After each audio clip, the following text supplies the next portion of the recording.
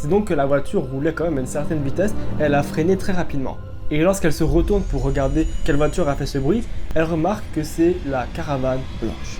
Emma elle commence petit à petit à avoir la sensation qu'elle se fait suivre. Mais c'est pas qu'une sensation ça.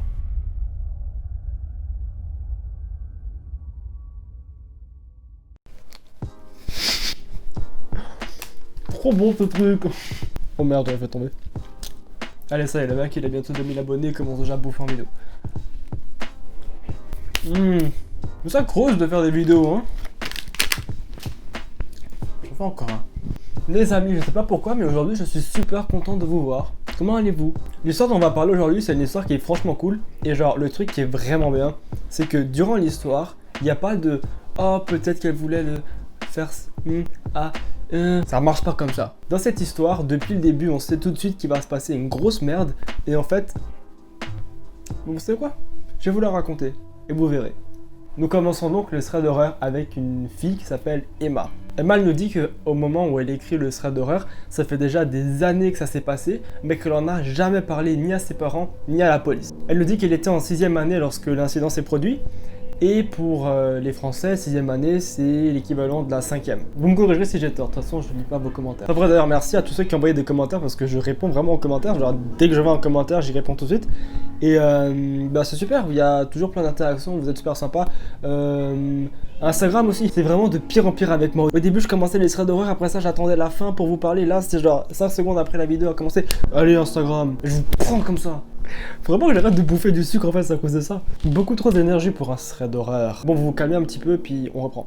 Notre amie Emma, elle nous dit qu'à ce moment-là, elle a un truc qu'elle adore faire, c'est courir.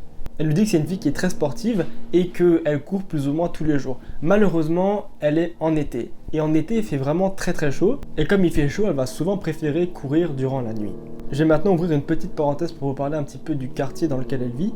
Elle nous dit que c'est un quartier qui est pas hyper urbain, mais qui est pas non plus perdu. C'est vraiment entre les deux, c'est très calme. Mais il y a une particularité dans son quartier, c'est que lorsque vous rentrez par un côté, vous ressortez par le même côté. Il n'y a pas de route de l'autre côté, c'est absolument pas clair. Notre amie Emma, elle commence à courir et elle remarque après plusieurs minutes qu'il y a un van blanc derrière qui la suit. Caravane blanche égale problème. Caravane blanche égale danger. Caravane blanche égale quelque chose dans tes fesses. Comme je vous l'ai dit, notre amie Emma, elle s'en fait pas du tout et elle nous dit que ça arrive souvent qu'il y ait des voitures qui roulent doucement parce que c'est un quartier où il y a beaucoup d'enfants, donc elle continue son chemin.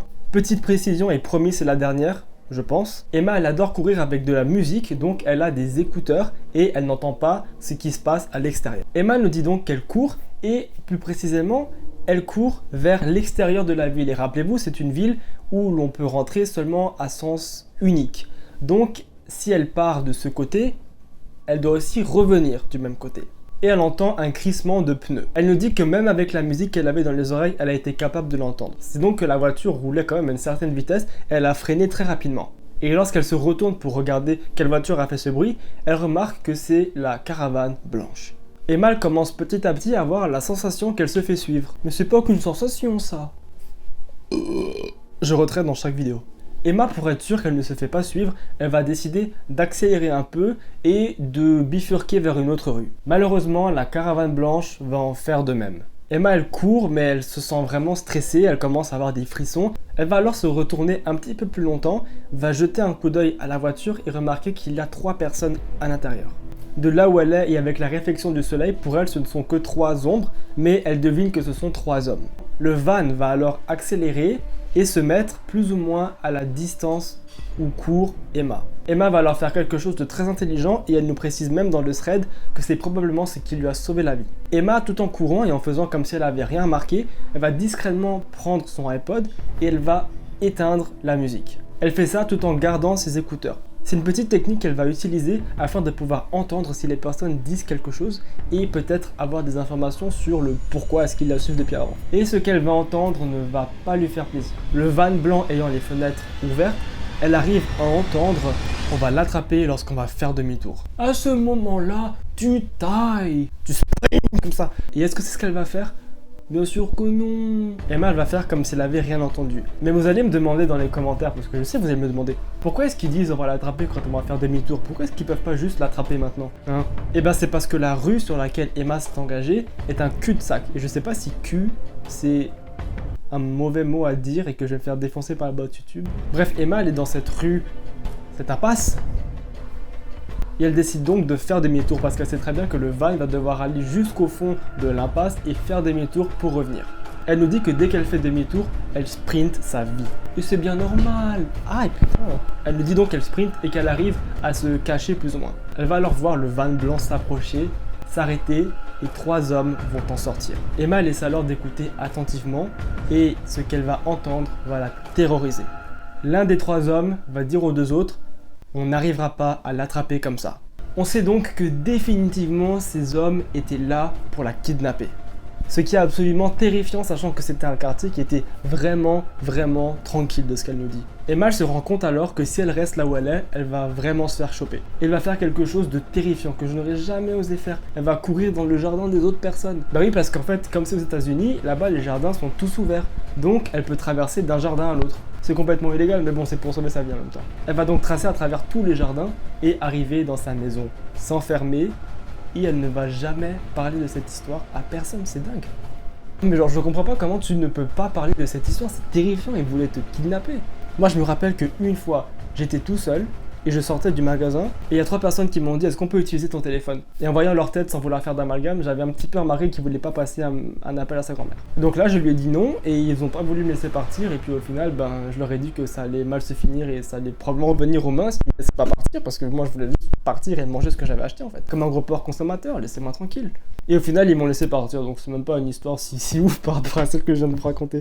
Ça s'est transformé en thread d'horreur de Juju. Ce qui me permet de faire une petite transition tout à fait nulle. Mais une transition quand même. Je pense qu'on calcule pas bien l'impact d'une transition parce que c'est vraiment dur à faire. Une transition pour vous dire déjà merci aux nouveaux abonnés, c'est vraiment incroyable à la vitesse à laquelle vous venez. Mais surtout pour vous dire que je veux créer une vidéo où je parle des expériences de mes abonnés. Je sais que c'est un truc qui s'est fait plusieurs fois, mais moi j'ai aussi envie de le faire, j'ai le droit, non? Ce que tu fais, ça ressemble trop à Noah. Je sais même pas qui c'est, putain, Noah. Non, sans déconner, j'ai dû aller voir c'était qui Noah sur YouTube pour ensuite voir que apparemment je copiais quelqu'un que je ne connaissais pas. À présent, je vais forcer comme un grand malade, mais allez sur mon Instagram, vous n'êtes pas obligé de follow, mais genre allez comme ça, sur le moment, faites-le au pire, quoi, c'est pas bien grave. Je vous en voudrais pas, quoi. Vous allez sur mon Instagram et vous m'envoyez des trucs flippants qui vous sont arrivés, ou vous connaissez quelqu'un qui a eu une histoire flippante, paranormale, ou n'importe quoi. Si vous avez des photos, des vidéos pour le prouver, ce serait génial. On va dire que j'ai déjà 3 ou 4 histoires, mais j'aimerais vraiment faire une grosse vidéo avec plein de trucs vraiment cool. Donc si vous voulez y participer, c'est sur mon Instagram que ça se passe. Je sais pas vraiment comment finir cette vidéo, alors je te dirais juste de t'abonner à la chaîne YouTube et je ne finirai pas cette vidéo avant d'avoir mangé un de ces trucs. Au revoir.